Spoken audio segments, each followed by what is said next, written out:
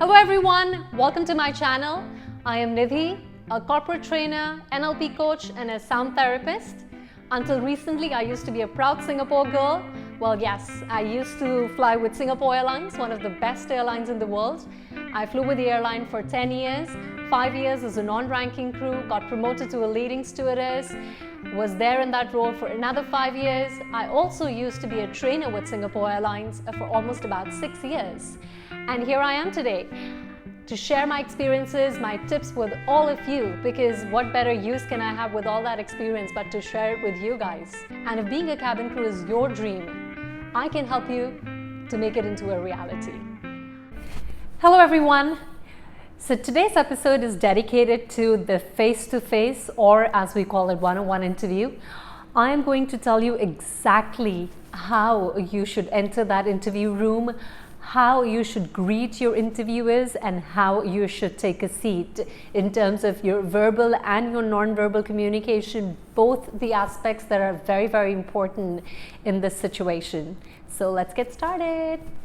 Most of the times, the face-to-face interviews or these one-on-one interviews are conducted by higher management in a different room. So usually after clearing all the other rounds like group assessments, group discussions, this would be one of the final rounds that you need to go through before you get to the medical round or skin test round. So this is like the finale, guys. You have to make sure every little detail is accounted for, and for that very same reason we're going to start with how you should enter that interview room.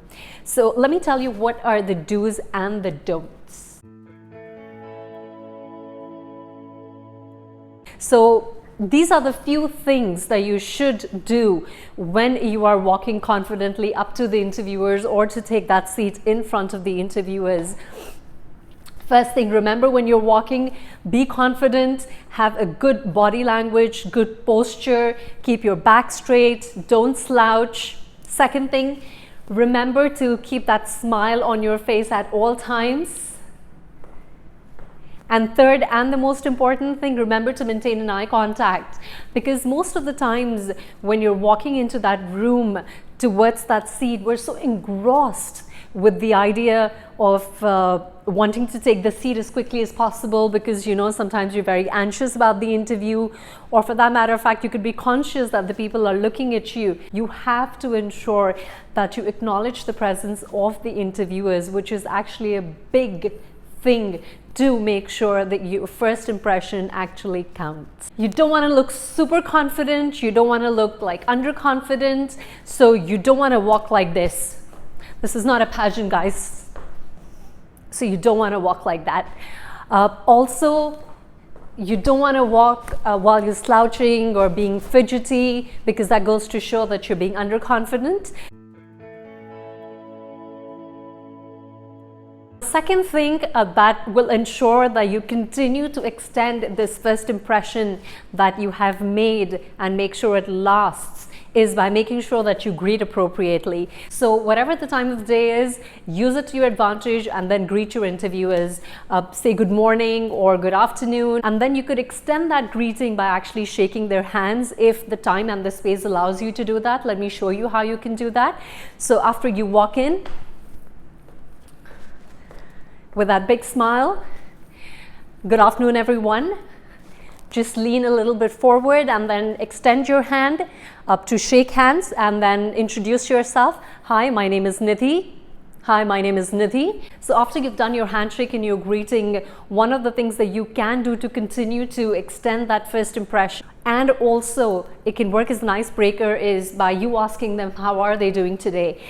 In this situation, two things can happen. You might not get the time to do that, because even before you could extend the conversation and ask how are they doing, they might ask you to take a seat. So, but that's all right, just follow the lead and the instructions.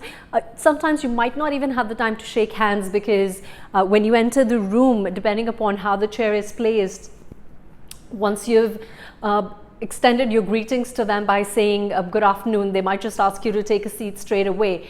But whatever the case might be, just go with the natural flow. So if they tell you to take a seat straight away, just find out where the seat is, and I'm going to show you how confidently, at the same time casually, you can actually take that seat.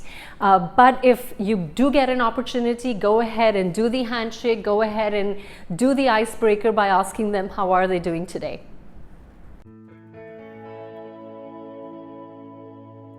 When you take a seat, remember to again extend your pleasantries by saying thank you. So when you take a seat, always sit down and then say thank you very much. I'm going to show you how important it is to have the right body language when you're actually taking that seat and when you continue to be on that seat while you're answering the questions of the interviewers.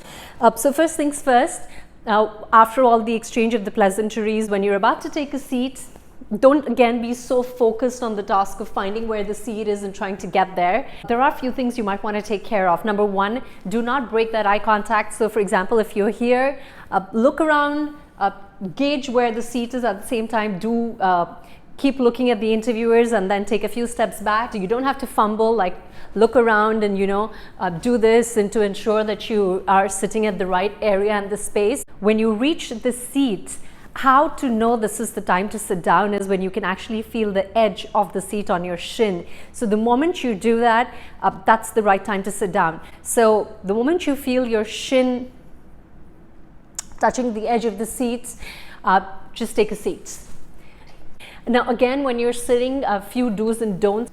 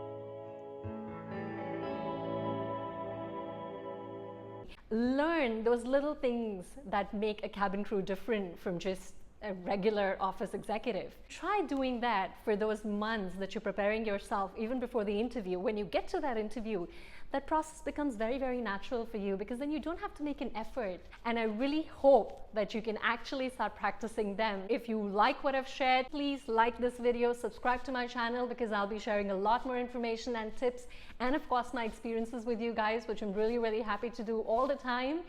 And keep watching, stay tuned, love you.